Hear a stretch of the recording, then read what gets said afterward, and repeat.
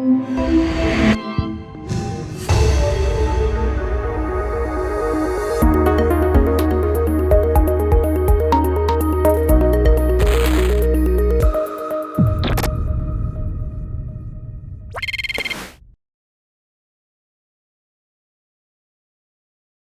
título es acerca de cohomología de grupos parciales y espero que me dé el tiempo de también hablar un poco acerca de espacios clasificantes para contextualidad cuántica. Pero si no me da el tiempo, al menos podré definir lo que es el grupo parcial de contextualidad cuántica. Entonces, bueno, antes de introducir formalmente los grupos parciales, pues creo que estamos familiarizados con una noción anterior, más particular, que es la de grupo, ¿no? Entonces, pues los grupos sabemos que son objetos matemáticos algebraicos que codifican simetrías, ¿de acuerdo? Entonces, si hay una simetría, entonces habrá un grupo que lo representa. Entonces, pues, ese es el corazón de la teoría de grupos, ¿verdad? Pero en topología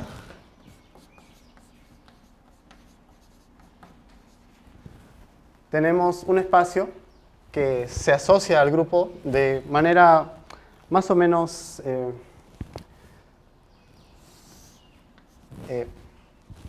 fiel. Este viene a ser el espacio clasificante de G. ¿A qué me refiero con que lo representa de manera fiel? Que incluso si tuviéramos únicamente el espacio clasificante de G, que bueno, en el transcurso de la charla daré detalles de qué es este espacio clasificante, pues también podemos recuperar el grupo G a partir de BG.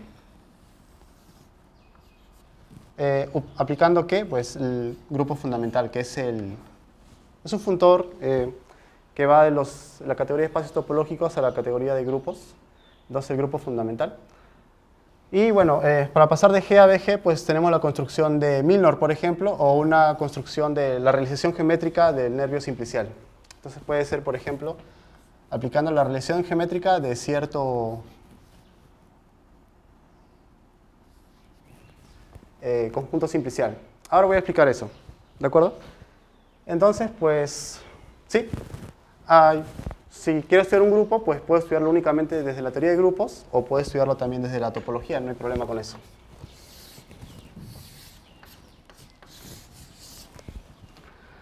Muy bien, ahora solamente concentrándonos en grupos, pues quizás podemos hablar de la cohomología de un grupo sin hablar del espacio clasificante de G todavía. Por ejemplo, la cohomología de un grupo. Pero para eso pues necesitamos hablar del anillo de grupo, ¿no? Anillo de grupo. Pues supongamos que G es un grupo y R es un anillo conmutativo con unidad. No tiene que ser tan restrictivo, no tiene que ser conmutativo, no necesita tener unidad. Pero para no molestarnos mucho, asumamos eso, ¿no? R es un anillo conmutativo con unidad y G es un grupo. Entonces, RG va a ser el anillo de grupo RG, que está definido así.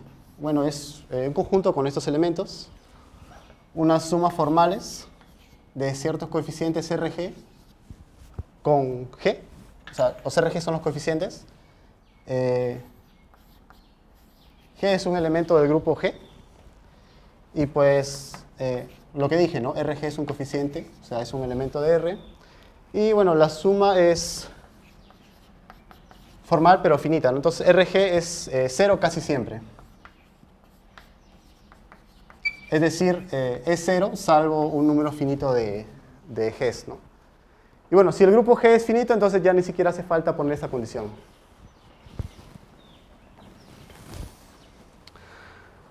Entonces, esto de acá se va a poder definir una estructura de anillo en RG. Sí, se pueden multiplicar los elementos, se pueden sumar los elementos de una forma que seguramente intuimos, ¿no? Y bueno, si R resulta ser un campo, pues se le suele llamar a esto, el RG se le suele llamar el álgebra de grupo. Pues un ejemplito.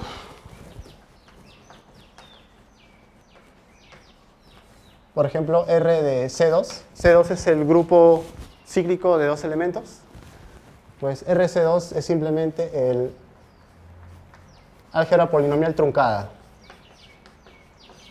¿Sí? Ese es el cociente. Y bueno, si G es los enteros, pues esto viene a ser el anillo de polinomios de Loren, ¿no? El anillo de polinomios de Loren. De acuerdo, entonces, pues, ¿qué ocurre? Si tenemos que RG es un anillo, entonces podemos hablar de módulos sobre este anillo, ¿no? Sobre RG. Pues, ¿qué va a ocurrir? Sean, ¿cómo lo puedo decir? Bueno, lo voy a escribir, sea M un RG módulo. Entonces, ¿qué ocurre? Podemos hablar de los puntos fijos de M bajo la acción de G, que vienen a ser los elementos de G, tal que G actuando en M, pues, claro, en este elemento M, pues sigue siendo M. Son puntos fijos. ¿De acuerdo? Entonces, pues, ocurre algo. M es un RG módulo, pero cuando tomamos puntos fijos, pues pasa a ser únicamente un R módulo. En realidad sigue siendo un RG módulo, pero ya su acción pues es trivial, entonces solamente nos interesa como R módulo. Entonces tomar los G invariantes o los puntos fijos es, digamos, un funtor de los RG módulos a los R módulos. ¿De acuerdo? Entonces, pues, ¿qué ocurre si tenemos pues, una solución exacta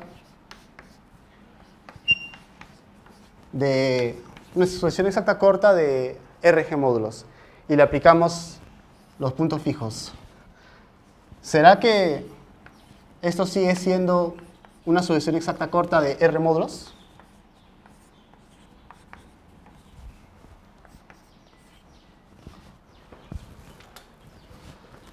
Eso de acá todavía no lo estamos preguntando. Bueno, ¿esto cuándo es cierto? Esto es cierto cuando, por ejemplo, una situación, supongamos que G es finito, y en la charla mayormente va a ser finito nuestro grupo, y si G, el orden de G es invertible en R,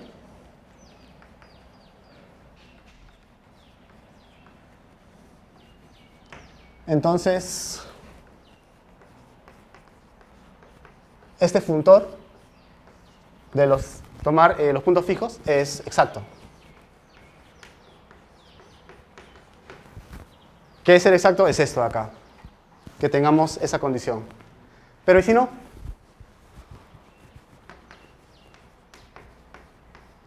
Y si no, que pues simplemente nos lamentamos y no buscamos más. Bueno, ocurre algo. Ya, si R no... ¿cuándo pones G es invertible en R? Podrías tomar el caso de los R que sea el campo de los racionales o de los complejos, ¿no? Podría funcionar. Pero podría ocurrir que R sea un campo FP, donde P es un primo que divide el orden de G. Entonces ahí el orden de G no es invertible en FP. Entonces, ¿qué tenemos ahí? Bueno, en general, este funtor ya no va a ser exacto, pero va a ser exacto por la izquierda. Entonces, esta partecita de acá sí se va a mantener. Entonces, esto de acá.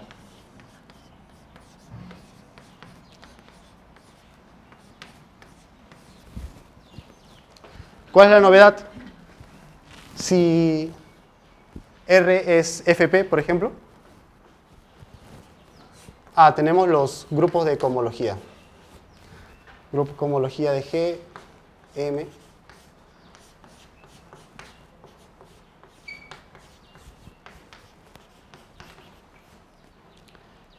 N. El segundo grupo de cohomología, G, N. Luego el segundo grupo de cohomología de G con coeficientes en L, y así podemos seguir, ¿no? Entonces, sí, de alguna forma los grupos de cohomología son los que miden cuánto le faltó a este funtor para ser exacto totalmente, ¿no?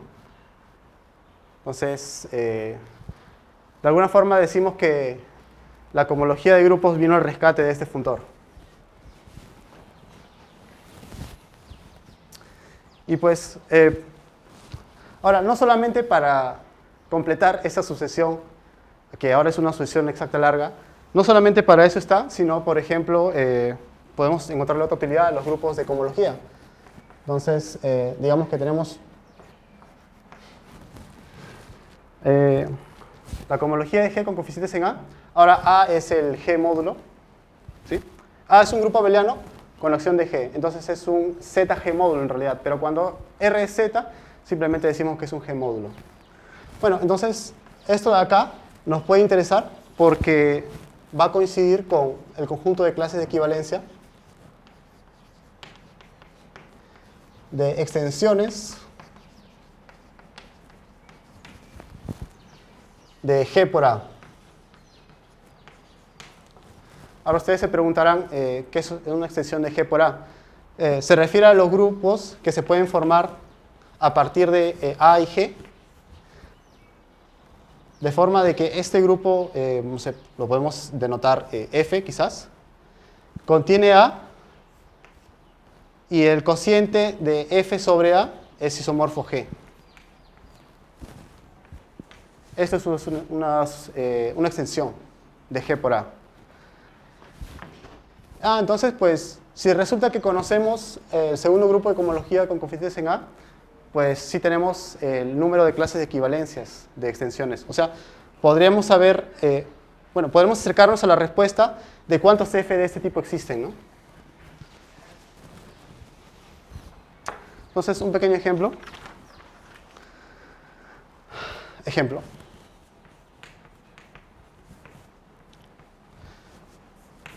Bueno, esto acá lo pueden hacer por, quizás, por QNet. Hay un cálculo. Digamos, tenemos el grupo C2 por C2, o sea, de 4 elementos, y el grupo C2, el cíclico de 2 elementos. Entonces, pues, sabemos que esto se puede identificar con C2 al cubo. Entonces, hay 8 elementos acá, en el segundo grupo de cohomología.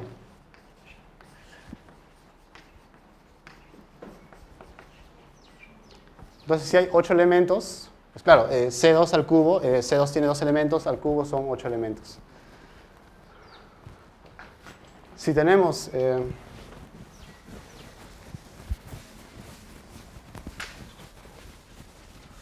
ocho elementos, entonces tenemos 8 extensiones de C2 por C2 cruz C2. Es decir,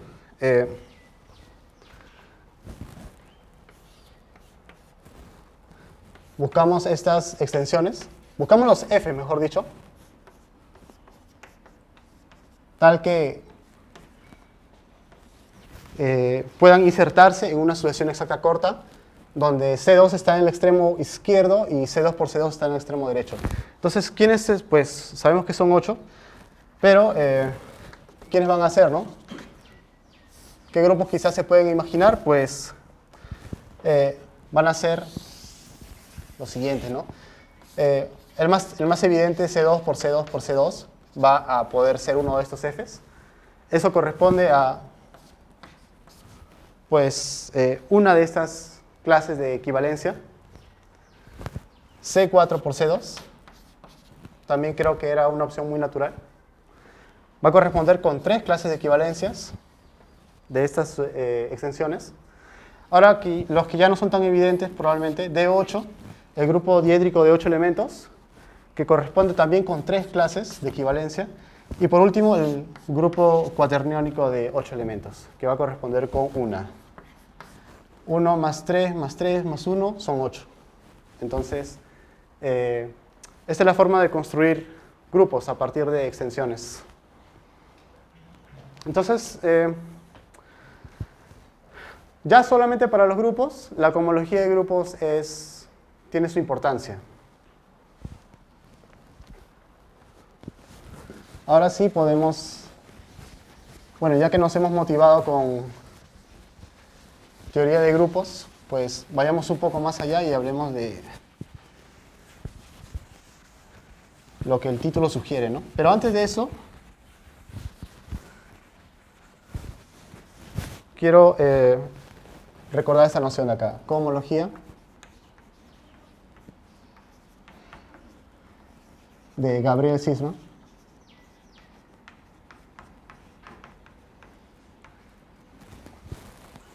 ¿Hasta el momento alguna pregunta? ¿O vamos bien? Vamos bien, ¿no? Ok. Muy bien, entonces, la cohomología de Gabriel-Sisman pues, es un tipo de cohomología que cubre muchos tipos de cohomología que hemos visto quizás en diversos ámbitos, ¿no?, de la matemática. Pues, primero, empecemos con la categoría simplicial. Es una categoría cuyos objetos son estos conjuntitos de acá. Este conjuntito n, entre corchetes, es simplemente el conjunto que va desde 0 hasta n. Y sus morfismos.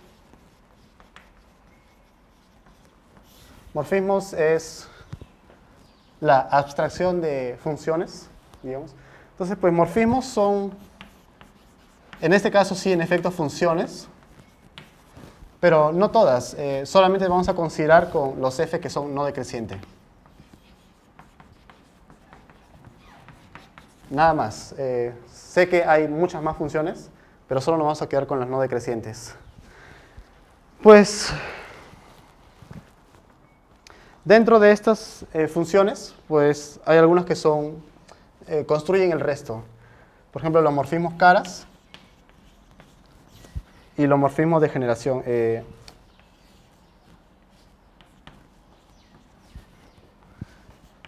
Va de n-1 a n. Y está definido así. di de j es j cuando j es menor que i, y es j más 1 cuando j es mayor o igual que i. Si se dan cuenta, es no decreciente, ¿verdad?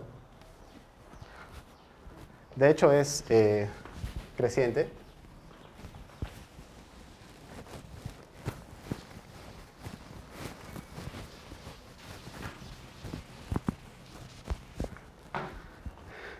Bueno, y está entre 0 y n, ¿de acuerdo?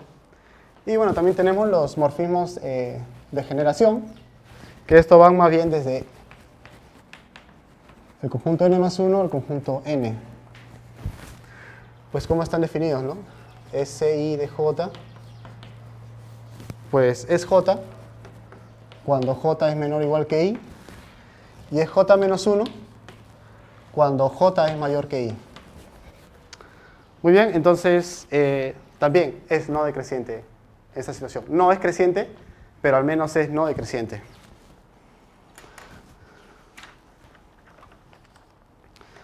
Pues, entonces, ¿qué ocurre? Un conjunto simplicial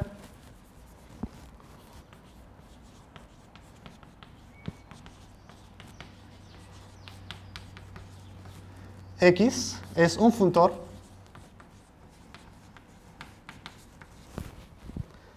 que viene de la categoría opuesta de la categoría simplicial a la categoría de conjuntos. La categoría de conjuntos, pues, es la con la que estamos más familiarizados seguramente, ¿no? Entonces, es un funtor, ¿de acuerdo? Pero también lo podemos ver como una sucesión de conjuntos, una sucesión de conjuntos xn.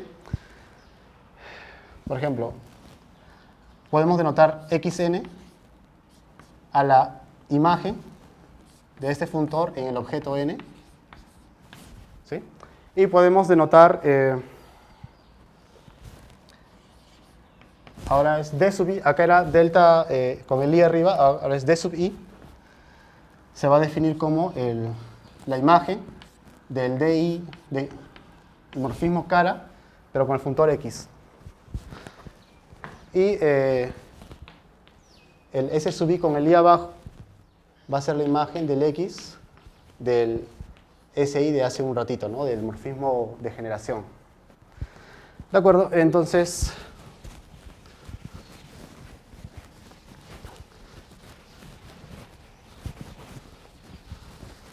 esto puede parecer muy abstracto, pero a partir de cualquier categoría, la que quieran, la categoría de conjunto, la de espacios topológicos, la de grupos, la de anillos, la de variedades diferenciables, podemos hacer una conjunto simplicial. Bueno, perdón, tiene que ser una categoría pequeña.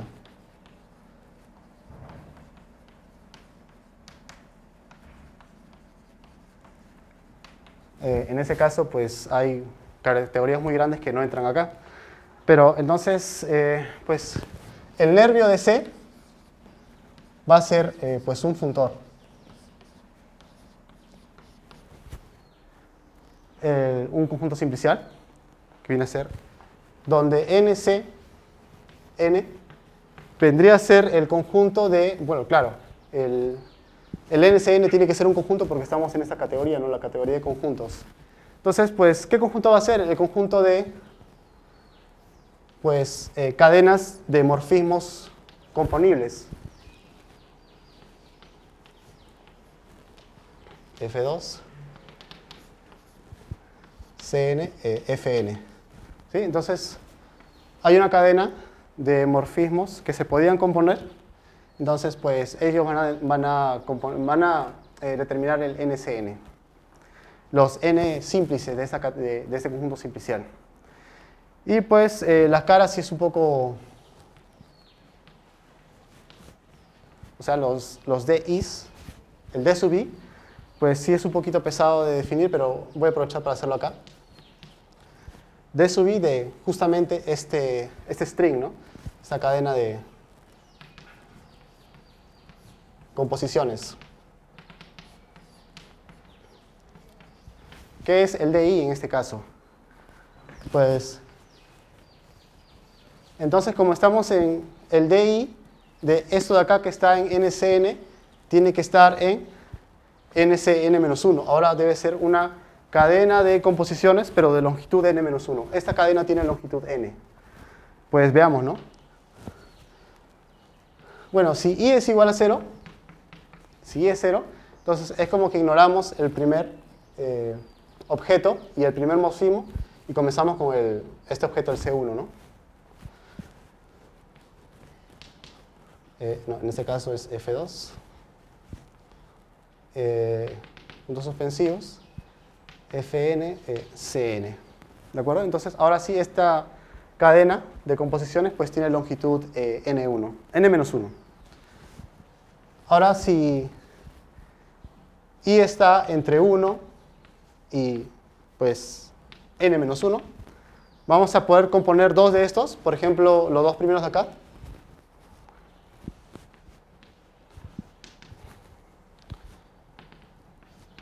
CI, FI, compuesta con FI más 1. ¿Sí? Entonces hemos compuesto el iésimo con el I más un ésimo morfismo. Entonces va a ser un morfismo que empieza de C sub I más 1 a C sub I. Y pues va a terminar en Cn, ¿no? ¿De acuerdo? Entonces, otra vez, tenemos una cadena de longitud n-1. Y por último, si I es igual a n. Entonces, simplemente quitamos el último objeto y el último morfismo y estamos contentos. F1, Fn-1, C sub n. Son objetos de la categoría pequeña. Y bueno, ahora ya esto no lo voy a escribir, pero los morfismos de generación ahora tienen que tomar cadenas de longitud n a cadenas de longitud n más 1. ¿Qué es lo que tenemos que hacer? Pues, ahora hablemos del SI, ¿no? Este es mucho más sencillo. Pues tomamos una cadena así de longitud n, le insertamos una identidad, que es pues lo más trivial que se nos puede ocurrir. Siempre hay una identidad en las categorías. Entonces ahora pasa a ser una cadena de longitud n más 1. Y eso es lo que hace el SI nada más. O sea, inserta una identidad en la posición iésima. Nada más. Ahora, dado un X que está en la categoría de conjuntos simpliciales, esto es un conjunto simplicial como el de acá. Esa es la forma de decirlo, ¿no? Que está en la categoría de de conjuntos simpliciales. Un sistema de coeficientes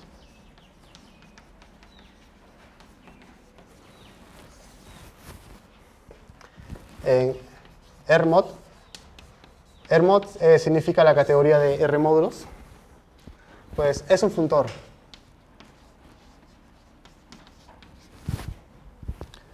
Un funtor A que viene de la categoría simplicial de X. Es una categoría que se construye a partir de un conjunto simplicial. Pues ahora voy a explicar cómo se construye esta categoría. A la categoría de R módulos. Pues ahora voy a explicar quién es esta categoría, donde delta X es la categoría con los siguientes objetos.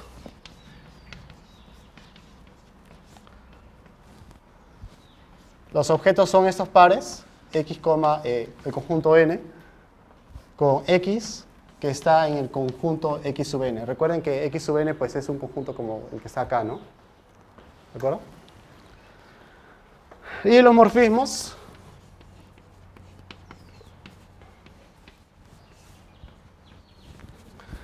Los morfismos tienen que ser flechas entre objetos de esta forma. X, N.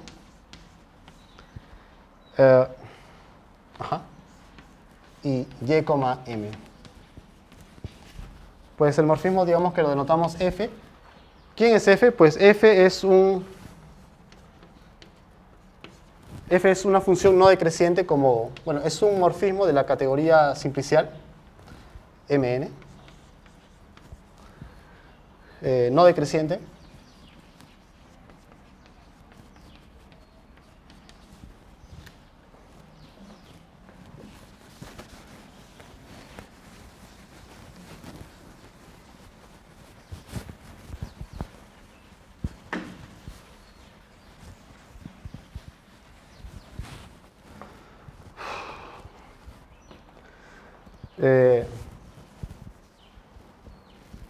Tal que,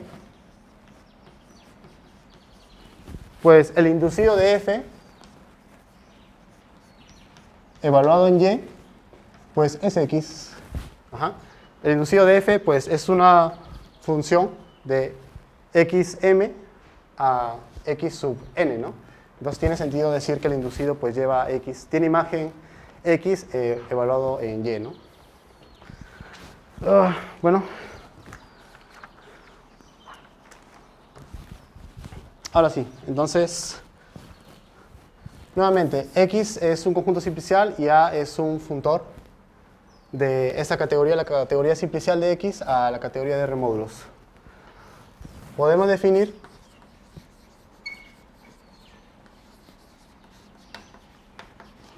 la cohomología de X con coeficientes en A como la cohomología de los complejos de cadena de Gabriel-Sisman. Esos son los complejos de cadena de acá. GS por Gabriel-Sisman.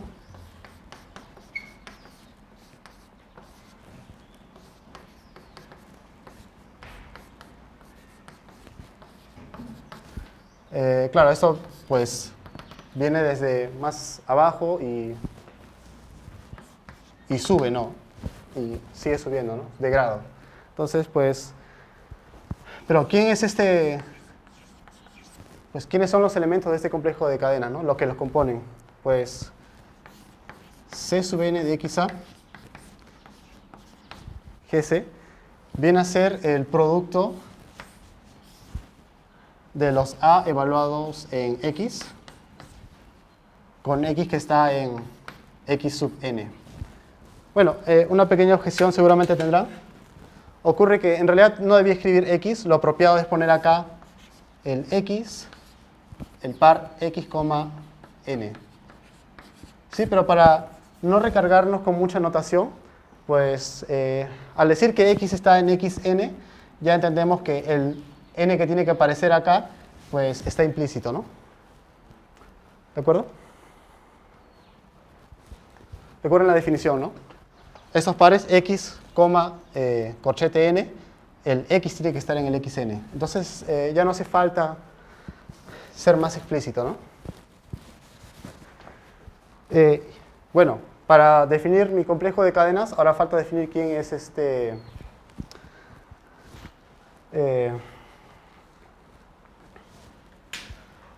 justo en ese momento se me olvidó en esta letra griega, ¿cómo se le puede llamar?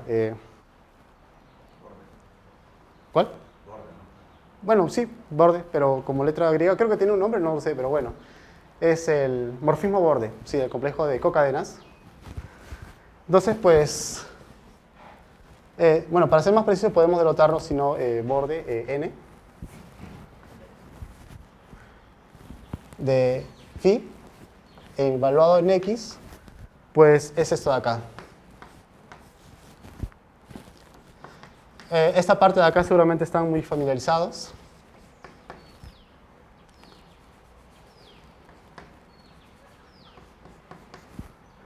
Ahora explico cada cosa.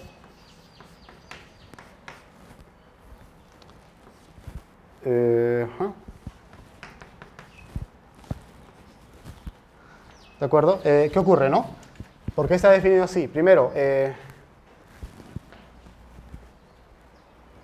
este elemento de acá, delta n, ¿ok? Vive en xn más 1. Ok, dn, phi, manda el phi acá, ¿no? Perdón, es el borde. El phi lo manda acá, ese es el delta n de phi. De acuerdo. Entonces, como delta n de phi, el borde n de phi está en cn más 1, entonces x está en, x vive en x sub n más 1. Por lo tanto, el d sub i de x vive en xn. Entonces tiene sentido hablar de phi, de esto de acá, porque phi está en este complejo de cadenas de acá, ¿no? Entonces son funciones que están correctamente definidas. Ahora, el d sub i de estrella, el d sub i de estrella, para no recargarme mucho, es en realidad de esto. El d super i, estrella, es el a de d sub i. D super i, perdón. Recuerden que a es un funtor, ¿no? Entonces, pues, también lleva morfismos de la categoría simplicial, la categoría simplicial a la categoría de R módulos. ¿Sí? Entonces, ¿tiene sentido esta definición? Sí.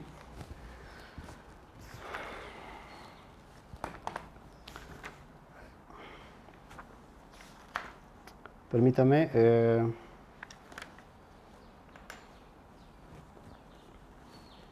Entonces, una pequeña observación, ¿no?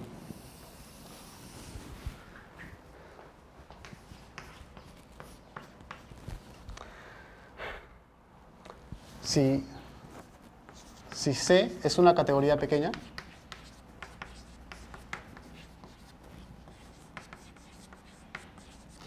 quizás ustedes han escuchado hablar de la cohomología de una categoría con coeficientes en algún algún C módulo, ¿verdad? Pues eso es algo particular a esto. ¿Por qué? Porque, bueno, existe, a partir de C puedo construir mi conjunto simplicial, C, NC, el nervio de C es un conjunto simplicial, entonces puedo hablar de la categoría simplicial de NC. Y hay un funtor de esta categoría a la categoría original, a NC. Bueno, la definición es un poquito técnica, quizás el tiempo no me lo da, pero es bastante natural de definir realmente. Si tenemos un C módulo, ¿qué es un C módulo? Un C módulo A, pues un C módulo es simplemente un funtor de la categoría C a la categoría de, bueno, puede ser la categoría de grupos abelianos, o si quieres con más generalidad, de los R módulos, no hay problema. Pero vamos a, no molestémonos tanto y supongamos que es simplemente la categoría de grupos abelianos, dado un C módulo A. Eso es un funtor de la categoría C a la categoría de grupos abelianos. La categoría de grupos abelianos pues es la categoría de Z módulos, ¿no? Donde Z son los enteros. Entonces, Pues C induce a partir de A. A partir de A podemos inducir otro funtor del delta NC a NC A, los abelianos. Este es A. Y pues este es un nuevo funtor que podemos denotar también A, ¿no? Que también denotamos A.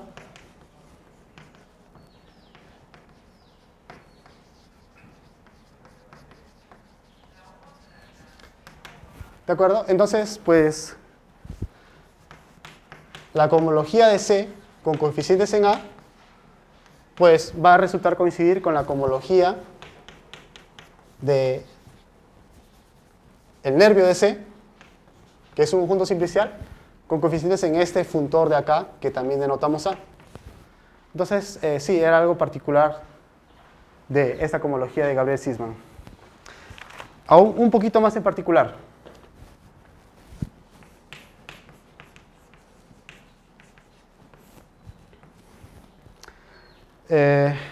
A un grupo lo podemos ver como una categoría con un solo objeto. Claro, entonces veamos a G, al grupo, como una categoría, con un solo objeto. ¿Qué significa, no? Objetos. Objeto es simplemente lo puedes poner como un asterisco. Y los morfismos son los elementos de G, que se pueden ver como morfismos de este asterisco, asterisco, y pues le asignamos el G nada más, ¿no? Que es un elemento del grupo G ya visto de forma conjuntista, ¿sí? Entonces ya lo podemos ver como categoría, genial. Entonces si C es G, la categoría C, entonces ¿quién es el nervio de C? Al menos sus n símplices, pues es G a la n, el producto cartesiano de n veces de G, ¿no? Ok. Pues, ¿qué ocurre?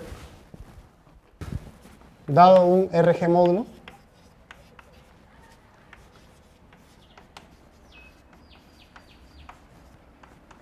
ocurre que a M también lo podemos ver como un funtor de G a la categoría G a la categoría de R módulos. O bueno, grupos abelianos, si que no queremos ser tan generales, ¿no? Pero bueno, esto así lo podemos ver al M también, pero como es un funtor, en este caso como para distinguirlo, denotémoslo así, ¿no? M sub barra. Entonces, ¿qué hace este funtor? Pues manda el único objeto de G, lo manda a M, que es un R módulo. Claro, al ser RG módulo, es un R módulo, ¿de acuerdo? Particularmente. Y bueno, ¿qué hace? Pues manda el morfismo G de asterisco a asterisco, pues lo manda a un isomorfismo de M a M, que podemos denotarlo, no sé, G sub barra, y pues ¿qué hace, no? Entonces este isomorfismo manda el elemento M a pues G actuando en M, ¿no? Entonces es un isomorfismo de R módulos, porque tiene su inversa viene dada por M, lo manda a G-1 por M. Entonces, pues sí. Entonces, ya con este nuevo lenguaje, pues si conocíamos la cohomología de G con coeficientes en M, pues va a resultar que eso coincide con la cohomología de G con coeficientes en este M sub barra. Ahora viendo a G como una categoría. Entonces, ya en este lenguaje, ¿no? Entonces, quizá podemos incluso tomarlo como definición. Sí, de hecho sí.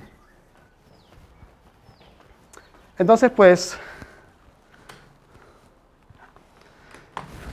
no sé, ¿alguien acá sabe la cohomología de grupos? ¿Cómo está definida por medio de la resolución barra o algo así? ¿Está familiarizado? Pues resulta que, no sé, si alguien la conoce, pues va a ver que esta definición coincide con la que usamos en el complejo de la resolución barra. ¿Por qué?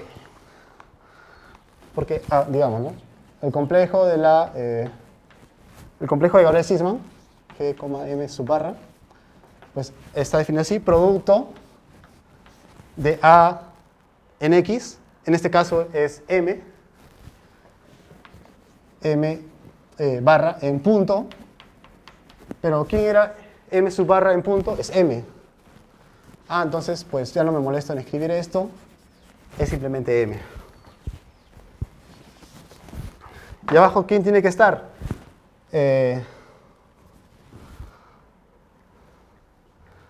No, espérense.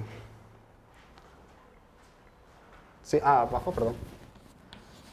G1, Gn, que está en pues G a la n, ¿no? ¿De acuerdo?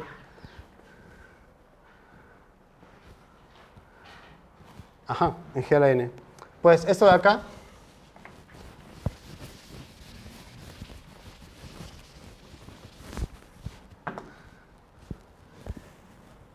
coincide con las funciones de Gn a m, ¿verdad? Y eso quizás los que ya están familiarizados con la teoría clásica de cohomología de grupos, pues saben que podemos usar este complejo de cadenas para definir la cohomología de grupos. Sí, o sea, simplemente las funciones, el conjunto de funciones que van de Gn a m. Y ya está.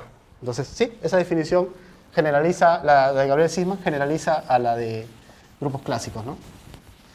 Y ahora sí creo que me da tiempo para definir al menos lo que es un grupo parcial. Como la definición de grupo parcial es realmente técnica, solamente quiero dar la noción, y con unos ejemplos seguramente se van a dar cuenta qué significa ser un grupo parcial.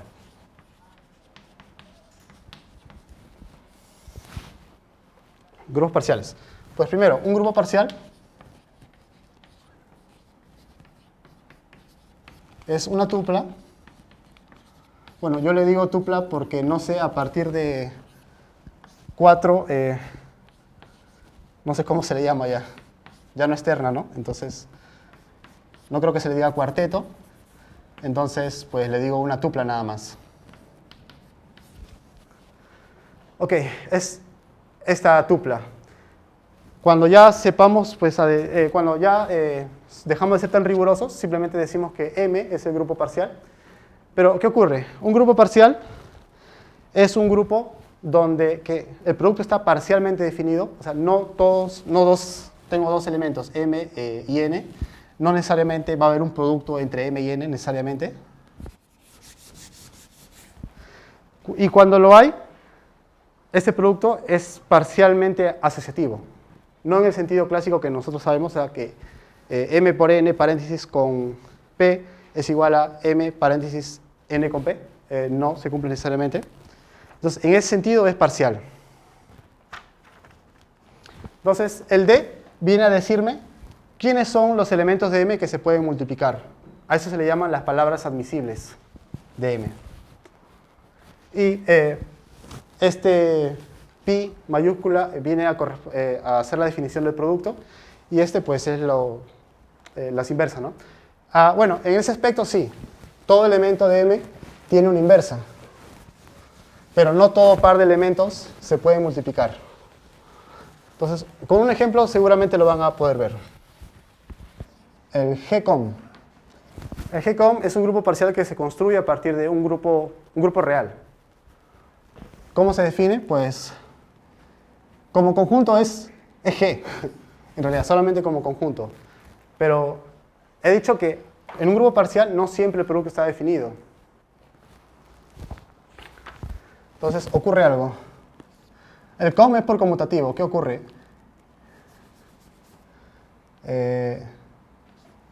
Ocurre esto. G1 por G2 está definido, o sea, pertenece a los admisibles. A los admisibles, y acá le pongo el 2 para decir que es una palabra de dos elementos, ¿no? G1, G2.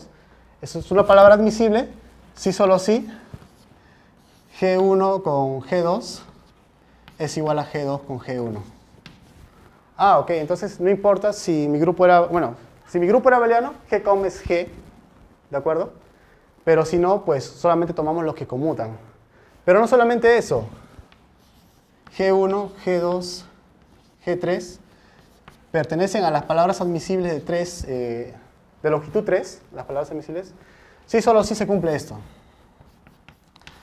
G1 con G2 es igual a G2 con G1, pero también G2 con G3 es igual a G3 con G2 multiplicado. Claro, eso sí con la multiplicación clásica del grupo antiguo, ¿no? G1 multiplicado con G3 es igual a G3 multiplicado con G1. Y en general, esta palabra G1, G2 hasta Gn es admisible de longitud n, si solo si Gi por Gj es igual a Gj por Gi para todo i j entre 1 y n, ¿no? Entonces, sí, cada uno de esos elementos tenía que conmutar 2 a 2. Así es la palabra, no 2 a 2, porque bueno, en inglés era pairwise commuting elements. Entonces sí. Bueno, entonces nos damos cuenta, ¿no? Si tengo un grupo G, G, bueno, como conjunto es G, pero el producto no siempre está definido, porque puedo tener dos elementos que no conmuten, y entonces no van a estar definidos subproductos en G. Otro ejemplo, ¿no?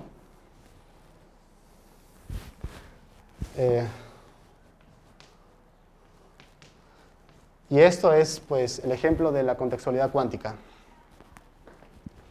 Creo que me queda poco tiempo, pero al menos sí voy a poder llegar a definirlo. Ya. G, Cx, para decir contextualidad. Supongamos que tenemos un grupo G, o sea, un grupo real, G, y pues G, Cx, pues es G también, no, perdón. Supongamos que tenemos un D a partir de 2 en adelante. Este G sub paréntesis D significa los elementos de D torsión. O sea, los elementos de G. Bueno, sí. Los elementos de G, tal que G a la D sea 1. G a la D sea 1. Para algún D fijo, ¿no? D en este caso es mayor o igual que 2. Fijo. D es mayor o igual que 2, fijo. Entonces, ¿qué ocurre? Acá, la palabra G1, G2 hasta Gn es una palabra admisible de longitud n, si solo si ocurre esto de acá. Gi a la d es 1 para todo i entre 1 y n. Y pues Gi por Gj es igual a Gj por Gi. También para todo i y j entre 1 y n, ¿no? Entonces acá se dan cuenta la conmutatividad es importante porque estamos considerando la D torsión. ¿Qué ocurre acá? Digamos simplemente un producto de dos elementos. Lo elevo a la D. ¿Eso es siempre G1 a la D, G2 a la D? Pues no, ¿verdad? Necesito que sea conmutativo. Entonces, si es conmutativo, sí. Ajá, sí, conmutan, ¿no? Entonces, eso sí, si conmutan, o bueno, si decimos que el conmutador de G1 con G2 es trivial. Entonces, ahora sí, ¿no? Como G1 a la D es 1 y G2 a la D también es 1, eso es 1 por 1, entonces es 1. Entonces el producto también tenía D torsión. Entonces era importante la conmutatividad acá. En los pocos minutos que me quedan, pues simplemente voy a decir esto a todo grupo parcial M se le puede asociar un conjunto simplicial.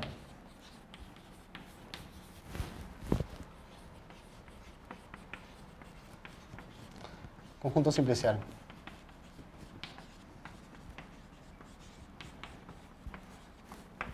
Que se denota el nervio de M.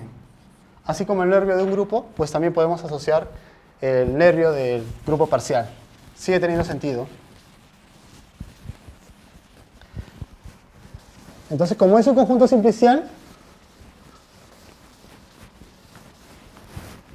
podemos hablar de la cohomología de un conjunto simplicial, ¿verdad? dado A, que es en principio únicamente un grupo abeliano,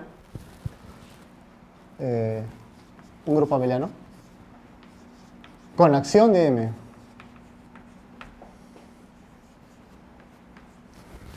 Bueno, entre grupos parciales también hay una noción de kernel, núcleo de homomorfismos, hay noción de homomorfismos, hay noción de subgrupos parciales. ¿Sí? Entonces es muy parecido a la teoría de grupos, pero con ciertas sutilezas a tomar en cuenta.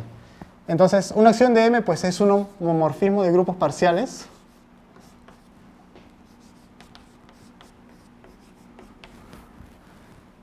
Eso es un homomorfismo de grupos parciales.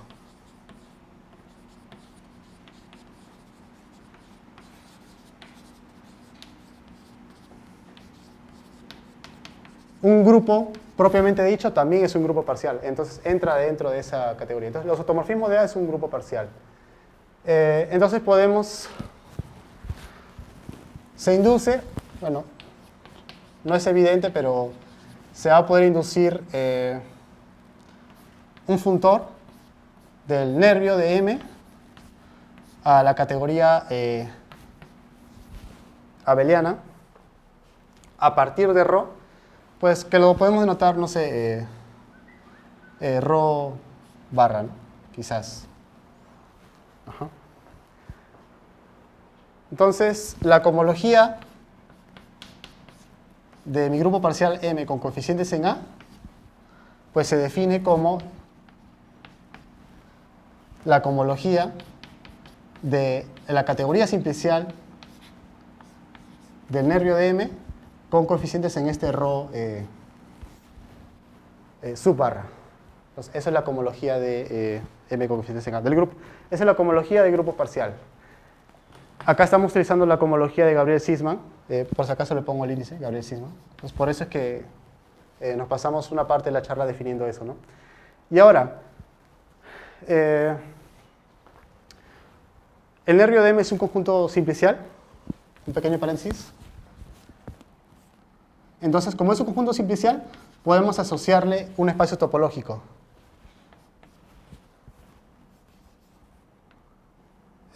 Y ese espacio topológico es la realización geométrica de mi conjunto simplicial. A eso lo llamamos el espacio clasificante de M. Y si M resultaba ser el GCX,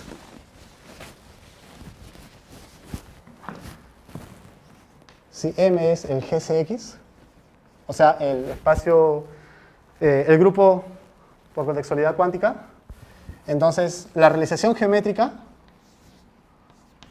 de este nervio es el espacio clasificante para contextualidad cuántica. Bueno, el nombre se debe a que en contextualidad, en teoría cuántica de la información, es un fenómeno donde podemos estudiar a la vez o medir observables que son compatibles. Y un observable compatible se traduce matemáticamente como elementos que conmutan. Y bueno, no quizás en toda la teoría cuántica, pero sí en la teoría cuántica de la información, nos interesa que esos observables tengan D torsión para algún D a partir de 2. Entonces, por eso es que pedimos la torsión D. Entonces, de ahí viene el nombre. Y bueno, entonces creo que llegué con las justas y está esto. Gracias por su tiempo.